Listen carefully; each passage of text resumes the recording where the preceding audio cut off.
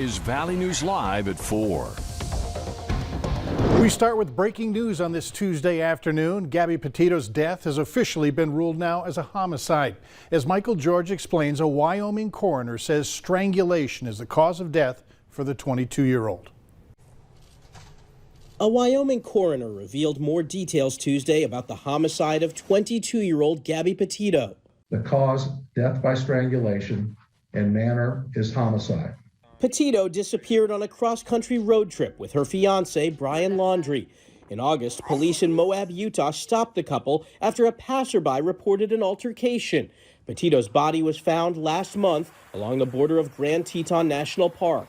All I can tell you about remains is that the body was outside for 3 to 4 weeks. In Wyoming, only the cause and manner of death are released. Former FBI agent Jennifer Coffendaffer says it's not unusual for details from the medical examiner's report to be withheld until a trial. In a high-profile case like this, law enforcement and the legal part of this case, which is the United States Attorney's Office, is going to want this information under wraps. The still missing big piece of the equation, the whereabouts of Petito's fiancé.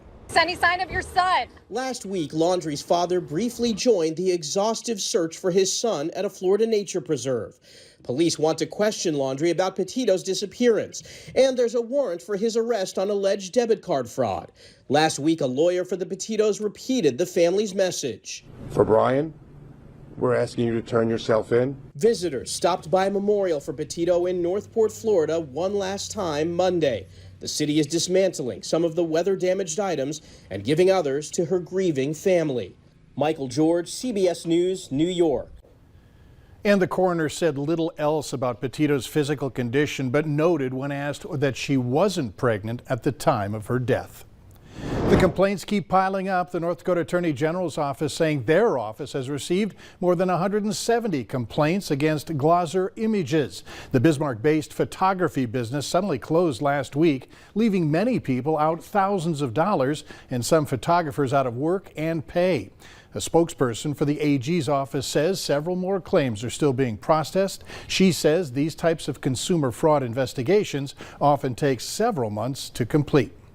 Some spectacular northern lights dance across the sky last night. Thanks to everyone that sent in photos. We have a photo gallery posted on valleynewslive.com, and there could be a chance for more tonight, but also more clouds moving in. Let's check in with our chief meteorologist, Hutch Johnson. Hutch?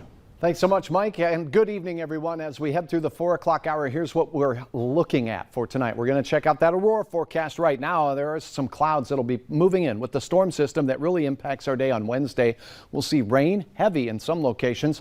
We'll see a lot of wind in all locations and a trend towards cooler weather that will bring the regions, for some, first chance of frost. Here's the trick in the forecast tonight, and that's the fact that we do have clouds that will be moving in with the storm. There'll be some clear skies briefly in the early overnight. And again, there is a great chance of the aurora once again tonight. It's just not guaranteed. So if you do get out and find a patch of clear skies, whether it times out perfectly for you or not guaranteed. Here's a look at the clouds right now. The showers and snow developing out to the west with the storm system. These clouds moving this way. This batch is going to be on its way out. This batch is going to be on its way in. So our western counties have a much lower chance at seeing some viewing tonight. The best chance from the southern Red River Valley into central Minnesota, and it'll be brief as we go into the early overnight hours. Mike, those are 30s out to the west. Big time changes are in the offing. I'll have hour-by-hour details on even a chance for some severe thunderstorms. I'll tell you why in a moment. Busy times. Yeah. All right, thanks. Jury selection is underway in the trial of a former West Fargo teacher charged with luring a minor for sex online. Ron Thompson resigned back in February after police served a search warrant on his home and at work. Authorities say Thompson was chatting online with a detective who was posing as a 14-year-old girl. Then the conversation turned sexual, and Thompson sent a photo of himself. Thompson also admitted to chatting online with multiple girls under the age of 18, but denied ever having physical contact with them. The head football coach in Proctor, Minnesota has resigned from all positions within the school, effective at the end of the school year. This comes as police investigate a complaint of student misconduct on the football team, which led to the cancellation of the team's season. Neither police nor the school district have shared details about the nature of the investigation, largely because minors are involved. Police say their investigation will wrap up soon. Investigators in Hubbard County say a Minnesota teen has died after a crash this weekend near Akeley.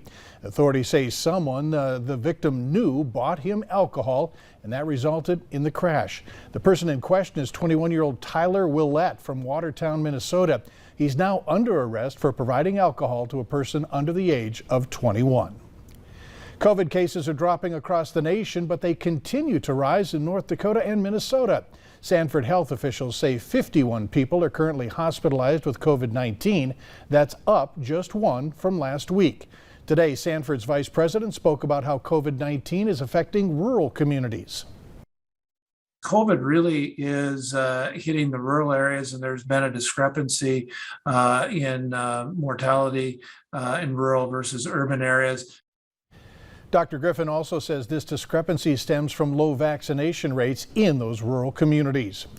More than 7 million Americans have already received a Pfizer booster shot, and now an FDA advisory panel is considering whether to approve boosters for the Moderna and Johnson & Johnson vaccines as well. Among the questions, the experts are expected to address how much vaccine should be in the Moderna booster. The drug maker says half of what was in the original 2 doses should be enough. There are also questions on when people should get the Johnson & Johnson booster. The company submitted data for options at 2 months or at 6 months after the original vaccination. I think the FDA will look at this. Can you mix and match? Can you start with J&J and finish with either Moderna or Pfizer? The mix and match issues are also on the table.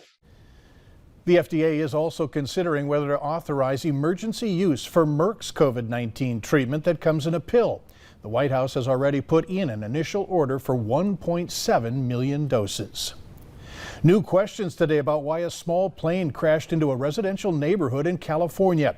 Investigators say the plane was told repeatedly that it was flying too low. Security video shows the twin-engine Cessna in a nosedive.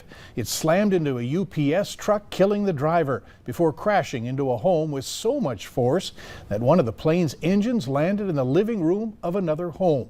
Neighbors scrambled to pull a woman through a window of her burning home. Right now, authorities are preserving the scene for NTSB investigators. Other than the pilot, it's not clear if anyone else was on that plane. U.S. House Speaker Nancy Pelosi is hoping for unanimous support today from Democrats as lawmakers take up the measure to increase the federal debt limit till December 3rd. If passed, the White House says the president will sign it. The Treasury has said the U.S. could risk defaulting on its debts if the ceiling is not raised by next Monday. Both the short-term debt ceiling increase and a temporary government funding bill expire on December 3rd. Lawmakers are working on allocating $1 billion in COVID aid from the American Rescue Plan. They started by sorting through billions of dollars in proposals and requests for funding from state agencies. Governor Doug Burgum made his proposal late September, calling for the biggest investments in workforce development and infrastructure. Ultimately, it's going to be up to Republican lawmakers that sit in the driver's seat because they hold the majority in both chambers. But the governor has said he will use his veto power if he finds it necessary. There's an important deadline for Minnesotans who need help paying their rent. Starting today, all lease terminations and evictions protections are lifted unless you are eligible for rental assistance and filed an application. Now, you're going to need to apply for help or you could be evicted. This means that property managers don't have to provide a 15-day pre-eviction filing notice anymore, making the process of getting out of your home move a lot quicker. If you are in need of help, head to renthelpmn.org. Valley News Live is teaming up with Gigi's Playhouse in Fargo to help them rebuild after that fire destroyed their building earlier this year. Gigi's is the only Down Syndrome Achievement Center in North Dakota. Gigi's is operating at its temporary location, but it's only doing part of its job. We invite you to join us tonight on Valley News Live at 6 because we're going to take a look at how the loss of the Playhouse has meant fewer families are impacted by Down syndrome. They're getting services that they need. If you're into sweets, listen up. Nosh Kitchen is moving into the old Twist location in downtown Fargo.